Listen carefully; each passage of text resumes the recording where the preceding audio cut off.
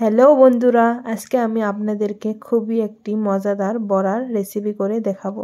এই বড়া বানাতে হলে যেটা আমার প্রথমে দরকার হবে সেটা হলো এই পাতা।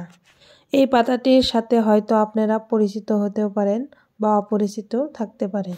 এই পাতাটির নাম হলো গন্ধভাদালি বা গাদাল পাতা বা গন্ধ পাতা। এই পাতাটির বহুত ঔষধি গুণ আছে। পেটের যে কোনো সমস্যার জন্য এটি খুবই একটি দরকারি পাতা।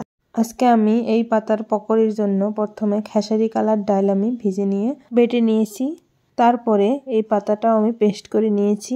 তারপরে আমি একটি মিক্সিং বলে বেটে রাখা ডাল আর পাতাটা দিয়ে দিব।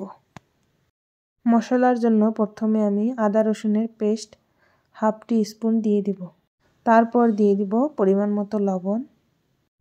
তারপর মরিচের গুঁড়া দিয়ে দিব, জিরার গুঁড়া, হলুদের গুঁড়া, তারপর দিয়ে দিব গরম মশলার গুঁড়ো, কুচি করে রাখা কাঁচা লঙ্কার ফালি আর পেঁয়াজের ফালি দিয়ে দিব। তারপর এর উপরে কর্নফ্লাওয়ার কিছুটা দিয়ে দিব। এখন ভালো করে এটা মেখে নিতে হবে। মাখানোর সময় একটু ময়দাও দিয়ে দিয়েছি।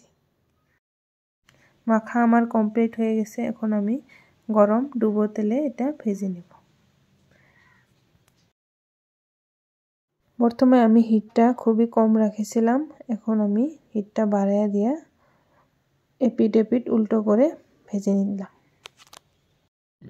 কালারটা যখন কুচকুচা কালো হয়ে যাবে তখন ভাবে নেবেন যে ভাজা কমপ্লিট। এখন আমি নামিয়ে নেব। নামানোর পরে আমি সস দিয়ে সুন্দর করে ডেকোরেশন করে নিয়ে নিলাম। চলুন এখন খেয়ে দেখি কেমন হয়েছে। দেখুন, আমি একটা এখান থেকে নিয়ে ফাটিয়ে দেখাবো ভিতরটা কত নরম আর উপরটা কত ক্রাঞ্চি হয়েছে, আর খেতেও বেশ সুন্দর লাগছে। ভিডিওটি দেখার জন্য অসংখ্য ধন্যবাদ।